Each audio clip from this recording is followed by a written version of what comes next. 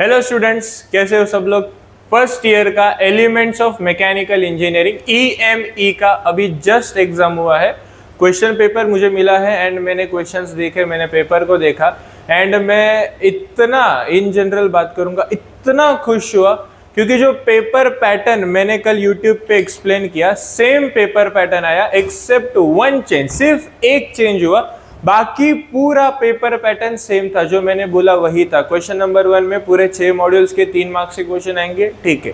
बाकी question number 2 के लिए 1 2 2 2 3 3 5 5 5 6 6 4 एंड लास्ट का जो होता है वो 4 3 2 4 2 3 होता था, लेकिन उसमें एक छोटा सा चेंज हुआ। First thing comes first, pattern जो मैंने बोला वही आया, ठीक है। उसके लिए आई होप सब लोग खुश रहेंगे कि चलो सर एटलीस्ट पैटर्न सेम आया एंड हम लोग ने जो क्वेश्चन सिलेक्ट किए कि मैं ये करूंगा, मैं वो करूंगा क्वेश्चन, एटलीस्ट वो तो अपना कंप्लीट हुआ। सेकेंड थिंग, जो क्वेश्चंस मैंने कल एक्सप्लेन किए, जो कंसेप्ट मैंने पूरा एक्सप्लेन किया, उसके ऊपर थोड़ा धीरे धीरे बात करते हैं। एंड क्वेश्चन पेपर को देख के इतना तो समझता है कि जो आरकेडेमी के स्टूडेंट्स थे उनको तो ये पेपर इजी गया होगा, आरकेडेमी के स्टूडेंट्स के लिए। चलो शुरुआत करते हैं। द फर्स्ट क्वेश्चन ये था मॉड्यूल नंबर 5 का। Yes, module number 5 hybrid electric vehicle के जो कंपोनेंट्स है उसके सिर्फ नाम और फंक्शन बताने थे। तो उसके कंपोनेंट्स में इलेक्ट्रिक वाले भी आएंगे और फ्यूल वाले भी आएंगे। तो फ्यूल के लिए फ्यूल टैंक आएगा, उसका इंजन आएगा एंड देन ट्रांसमिशन सिस्टम में clutch, gear box, differential, axle, जितना तुम लोग लिख सकते हो उतना। एंड इलेक्ट्रिक के लिए क्या क्या था, बैटरी था, इलेक्ट्रिक कंट्रोल यूनिट था, मोटर था, जनरेटर था, चार्जर, जो याद आएगा वो, उसके सारे नाम एंड फंक्शन 3 मार्क के लिए। Next, zeroth law of thermodynamics जो था ABC वाला। अगर A to B thermal equilibrium है एंड B to C भी थर्मल इक्विलिब्रियम है तो C to A भी थर्मल इक्विलिब्रियम हो जाएगा। ये जीरोथ लॉ ऑफ थर्मोडायनेमिक्स के ऊपर था। डिफरेंस बिटवीन गियर, बेल्ट और चेन। देखो यूट्यूब पे मेरे पास लिमिटेड टाइम था तो मैंने बेल्ट का एग्जांपल दिया था।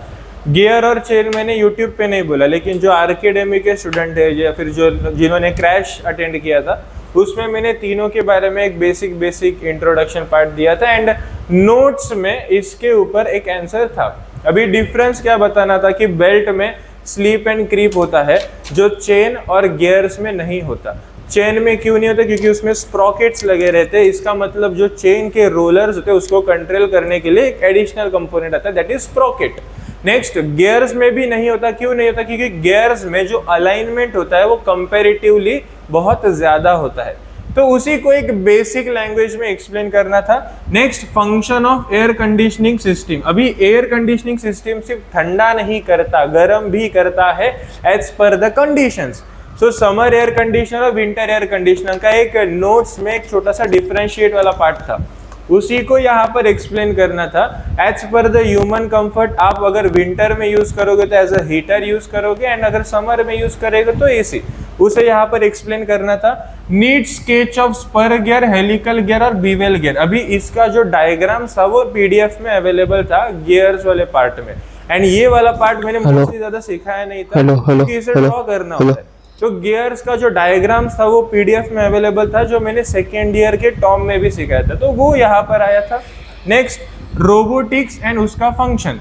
अभी रोबोटिक्स को कैसे डिफाइन करोगे उसके लिए वो 4 कंपोनेंट्स याद रखने बोला था, सेंसर्स, कंट्रोलर, एक्चुएटर और फीडबैक। यही 4 चीजें यहाँ पर भी एक्सप्लेन करना था उसके फंक्शन के साथ। नेक्स्ट, ये हो गया क्वेश्चन नंबर 1 का बात। फिर मैंने बोला कि मेरे पास 2 प्लान है और वो 2 प्लान में 3 क्वेश्चन कॉमन थे, क्वेश्चन नंबर 1, क्वेश्चन नंबर 5 और question number 4।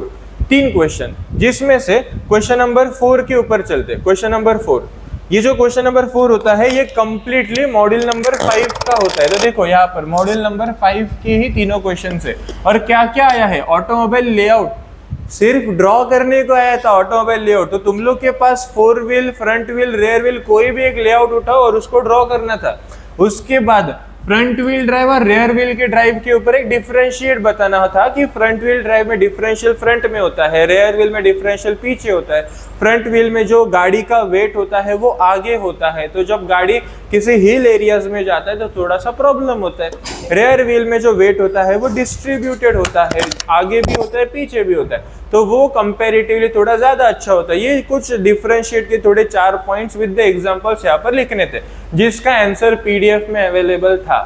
Next, any one Indian electric vehicle. अभी इसमें आपके पास चॉइस दिया था कि आप क्रूजर को एक्सप्लेन करो या फिर ग्रैंड विटारा को एक्सप्लेन करो, टाटा का कोई तो एक गाड़ी लो, मारुति सुजुकी लो, कोई भी एक गाड़ी, उसका फीचर्स कि उसमें हाइब्रिड इलेक्ट्रिक व्हीकल कैसे वर्क करता है, सिटी ड्राइव रहेगा तो इलेक्ट्रिसिटी पे रन करेगा, हाईवे पे रहेगा तो फ्यूल इंजन में कन्वर्ट होता है, एंड उसका फीचर्स क्या होना चाहिए कि सेफ्टी के लिए कैसे रहेगा, ये सारी चीजें यहाँ पर मेंशन करना था एडवांटेज डिसएडवांटेजेस के साथ।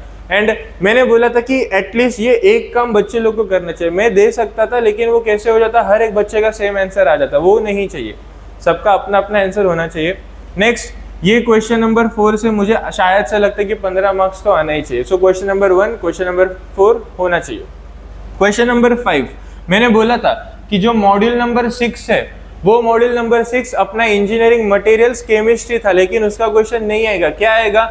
ऑटोमेशन और रोबोटिक्स से रिलेटेड कुछ तो आएगा, तो वही आया। ऑग्यूमेंटेड रियलिटी और वर्चुअल रियलिटी आया। ये एक नया कंसेप्ट आया था, डिजिटल ट्विन टेक्नोलॉजी। ये एक छोटा सा चीज था जो मैंने नहीं बताया था। एंड वन मोर थिंग, ये रेफ्रिजरेशन प्रोसेस जो था उसमें नीट लेबल डायग्राम के साथ एक्सप्लेन करना था, तो उसमें हम लोग ने compressor, condenser, evaporator, expansion explain किया। और ये एक नया चीज आया था, सस्टेनेबल डेवलपमेंट गोल SDG, जिसे हमें यूज करना था रेफ्रिजरेशन और एयर कंडीशनिंग फील्ड में।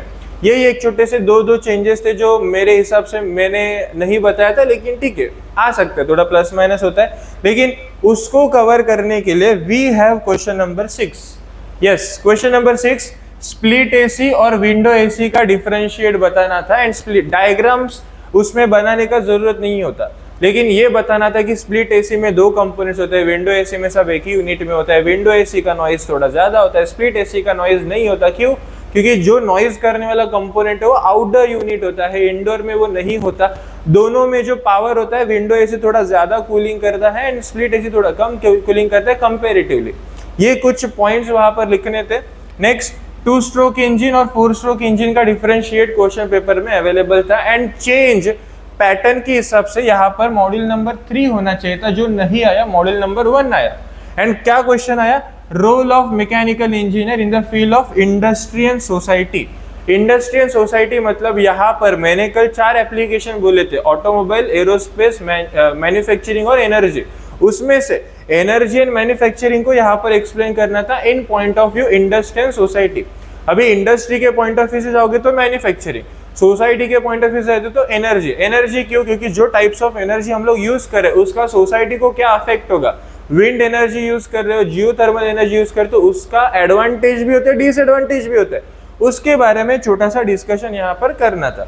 सो क्वेश्चन नंबर 6 ये 5 को कवर करने के लिए था। अगर ये 2 टॉपिक नहीं है तो तुम लोग इसमें कवर कर सकते हो। उसके बाद क्वेश्चन नंबर 2 भी इजी था, एप्लीकेशन ऑफ मैकेनिकल इंजीनियरिंग, जो वही 4 चीजें वहां पर एक्सप्लेन करना था, ऑटोमोबाइल, एरोस्पेस, मैन्युफैक्चरिंग और एनर्जी।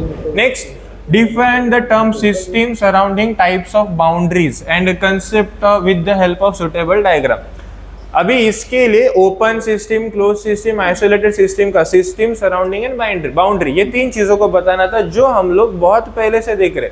11th-12th में भी वही था, थर्मोडायनेमिक्स का बेसिक वही होता है। सो वही चीजें यहाँ पर एक्सप्लेन करनी थी। And function of each component of reciprocating IC engine. अभी कल YouTube पे मैंने टर्मिनोलॉजीज लिया, अगर किसी ने यहाँ पर टर्मिनोलॉजीज लिखा तो 7 के जगह पर आपको 3 मार्क मिलेंगे। लेकिन कंपोनेंट्स ऑफ आईसी इंजन के लिए जो लोग मेरे पास रेगुलर में अकेडमी में सीख रहे थे, हम लोगों ने एक गेम खेला था 14 डेफिनेशन वाला। तुम लोग ने उस टाइम पे बहुत मजे लिए कि अरे सर क्या टाइम पास करे, लेकिन वो उसी लिए था क्योंकि वो क्वेश्चन ऐसा आता है। मैं थोड़ा कंफ्यूज था कि एक तो कंपोनेंट्स आएगा फिर टर्मिनोलॉजीज आएगा। अगर टर्मिनोलॉजी आते तो 4 मार्क के लिए आता और कंपोनेंट्स आता तो 7 मार्क के लिए। तो 14 डेफिनेशन, हर 2 डेफिनेशन को 1 मार्क था। सो वो 14 डेफिनेशन विद द डायग्राम यहाँ पर एक्सप्लेन करने के 7 मार्क मिलते हैं। सो ये 15 मार्क। चलो क्वेश्चन नंबर 3 पे आते हैं, ऑटो साइकिल और डीजल साइकिल।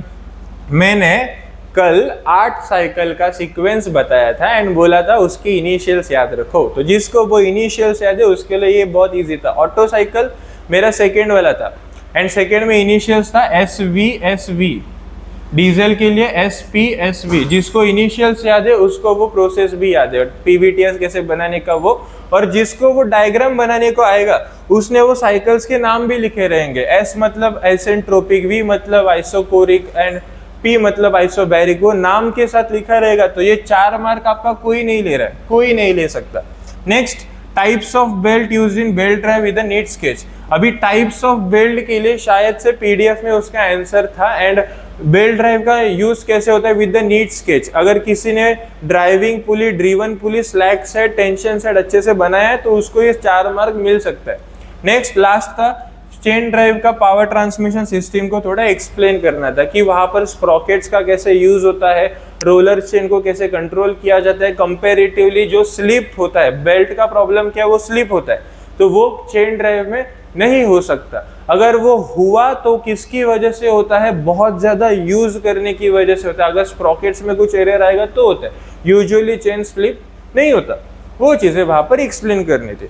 ओवरऑल बात करूंगा तो ये जो EME का जो आपका पेपर है, EME का पेपर, इसमें से आपको 60 में से जो 24 का टारगेट था वो कंप्लीटली हुआ है, कन्फर्म झाले ते। तुमचे 24 मार्क कोणी हात नाही लावू शकत अगर तुम लोग ने कल का लेक्चर देखा है तो। चलो, ये था EME के लिए। अभी बात करते हैं सेमेस्टर 3।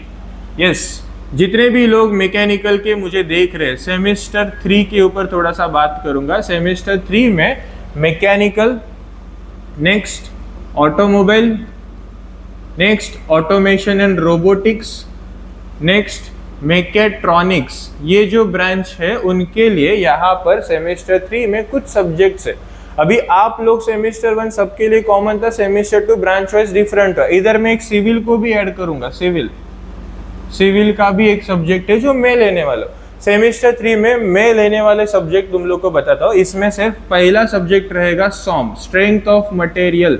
स्ट्रेंथ ऑफ मटेरियल ये सबसे ज्यादा क्या बोलता हूँ डिफिकल्ट सब्जेक्ट होता है। क्यों? क्योंकि पहली बार आता है एंड SOM इस जिसको हार्ड जाएगा, किसको हार्ड जाएगा? SOM जो मैकेनिक्स जिसका कच्चा है, थोड़ा मैकेनिक्स में प्लस माइनस KT रहेगा तो SOM भूल जाओ, लेकिन SOM में मैकेनिक्स का बेसिक्स लगता है एंड SOM तभी जाके आपका क्लियर होगा।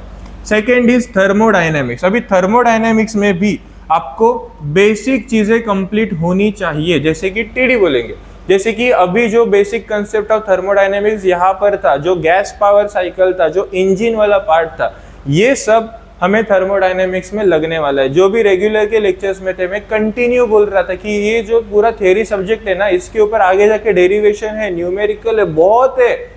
टेक्स्ट बुक में वो सब चीजें थी लेकिन मैंने सिखाया नहीं था। मैंने बोला ये अभी बेसिक है, इधर नहीं सीखने के, ये आगे जाके सीखेंगे, यहाँ पर सीखना है।